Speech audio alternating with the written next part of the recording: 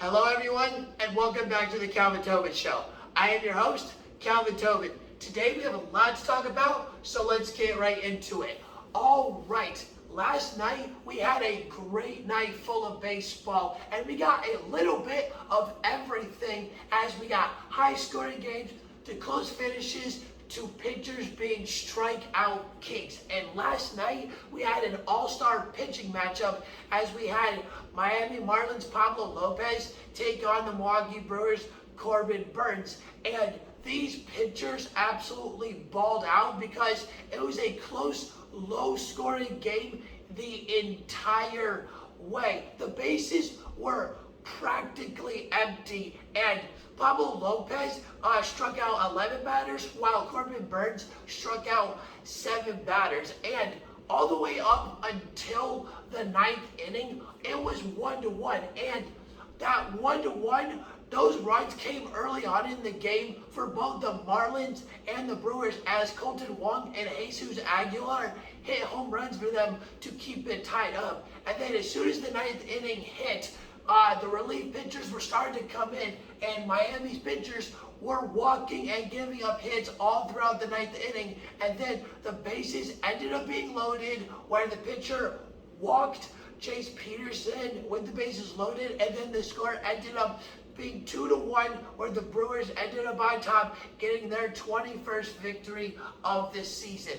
Now, both of these pitchers, Corbin Burnes and Pablo Lopez, are both early candidates for National League Cy Young of the Year candidates. They're candidates for both for that award, and they are balling out, especially Pablo Lopez, because right now he is off to an elite start where he is 4-1 with a 1.05 ERA and 46 strikeouts so far on the year. Now, with his ERA at 1.05, that's a distant first right now, because in second place it's held by Nestor Cortez, and he has a 1.41. Still great pitching ERA, but Pablo Lopez is just unbelievable right now, and nobody can hit off him, where he's just dealing nights with 1 to 3 hits night in and night out. Now, on the other hand, we had the Phillies taking on the Dodgers, and it was the complete opposite of the Marlins game, where it was completely high scoring. The score ended up being 12-10, with the Phillies taking the victory. 22 runs were scored, 27 hits were made in this game. Everybody had a field day in this game, and there were guys who had crazy numbers and hit home runs left and right. And here's how statistical this game was. We had 11 players get an RBI. 3 of them get 3 or more, and 4 guys get a home run. Bases were practically full all night long, and nobody could stop the hitting whatsoever. And the guy that had the best night was Justin Turner, as he got 4 RBIs on the night, and Bryce Harper, as he nearly hit for the cycle. The only thing he didn't hit was a triple, but he did get 2 doubles, which is still absolutely great. Now, the Dodgers are on a 3-game losing streak, and the Phillies are on a 3-game winning streak, and this is a 4-game series between the Dodgers and the Phillies, and the 3rd game is tomorrow night. Now, will the Phillies win this series, or will the Dodgers even it out? For me, I say the Phillies will win the series and end up sweeping the Dodgers, because the Phillies are off to a great start this year, and they had just got the rhythm, and right now they are in a great scoring pace, and I think they can keep that up throughout this series and keep on winning and keep that winning streak going. Now, if you want to see great scoring, go all the way to the Milwaukee and Boston series, where the Bucks and the Celtics series has been an absolute crazy series to watch, because Giannis has dropped 3 40-point games, and we got Jason Tatum, who's making insane defensive efforts to stop Giannis in his tracks, and this series has been nothing short of epic, especially Game 6, where Jason Tatum and Giannis, it was a rival between Jason Tatum and Giannis, and it was them two against each other and nobody else. Because Giannis dropped 44 points and Jason Tatum dropped 46.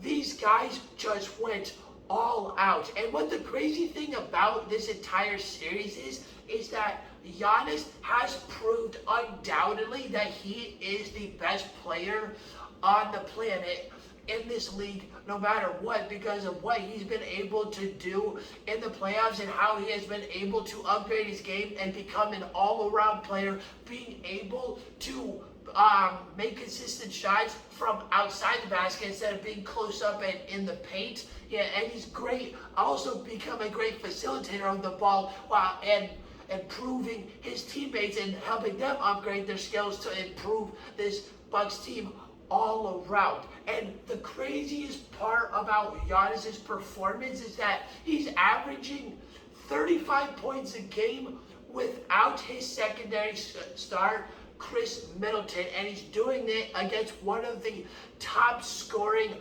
offenses in all of the league and in these playoffs, and that's the Boston Celtics.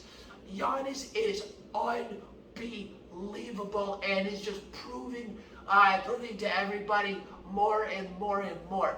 Now it's just unquestionable that Giannis is the best player no matter what. Now, here's a question for the Boston Celtics. They are heading into Game 7.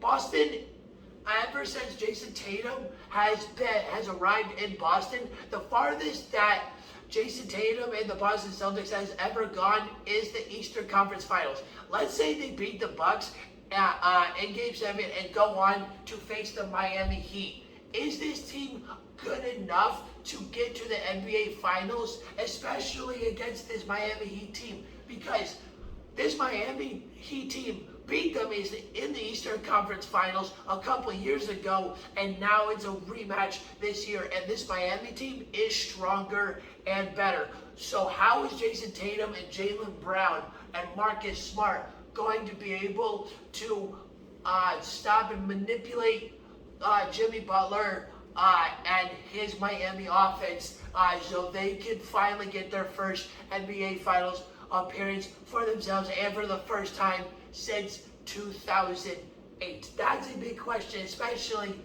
for the Boston Celtics, because the Eastern Conference Finals is their stopping point. Now let's see if they are able to move on to the next round and prove themselves, because we'll see how this Game 7 is going to roll out, and let's see how epic Giannis or Jason Tatum or Jaylen Brown or Brook Lopez or Drew Holiday or Marcus Smart will be in this game. One of these guys is going off. I can feel it, because this is Game 7, and this has been close to my prediction, because I said that this would be the best series in the playoffs so far, and so far I'm right. Let's see if it ends out with an epic battle. Now, speaking of moving forward and going on to the next round, 3 teams moved on last night. The Warriors, the Blues, and the Panthers all moved on and all won in Game 6. And also with Game 6, we had another night full of Game 6s. And one of the best games to watch was the Penguins taking on the Rangers. And in this game, the Rangers needed to be absolutely on one to be able to keep the series going, because Pittsburgh had the lead, had the series lead in 3-2, and but New York needed to be on one and elite, and can't slack in any way, and that's exactly what they did, and they won in New York fashion, winning 5-3 and forcing a Game 7 against Pittsburgh. And how they did it, they were able to open up their offense, rim the puck, and keep the Penguins on their feet, and also and especially at what they do best, is kill power plays. And they did that, and they did it in a way they know best, and that's what got them the victory in 5-3. They did start off a little slow in the first period, being down 2-0.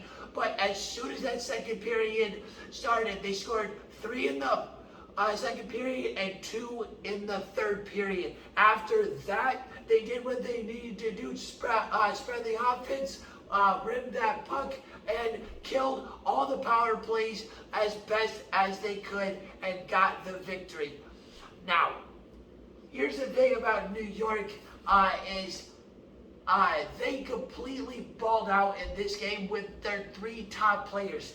And this is what helped them out the most and why they got this victory. And it's not just that they killed power plays and rimmed that puck and were able to open up that offense.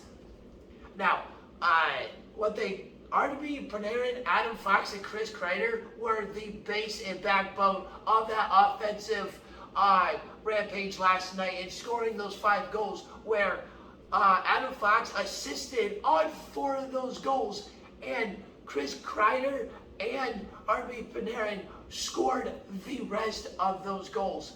It was an absolute epic night to watch. Now, it's going to be an even more epic Game 7, because this series has been like the Tampa-Toronto series, where it's been a seesaw series going back and forth, and you don't know who is going to get the victory. And now, both those series are going into Game 7, and Toronto's game is tonight. Now, let's see who is going to have the crazier Game 7 and move on to the next round.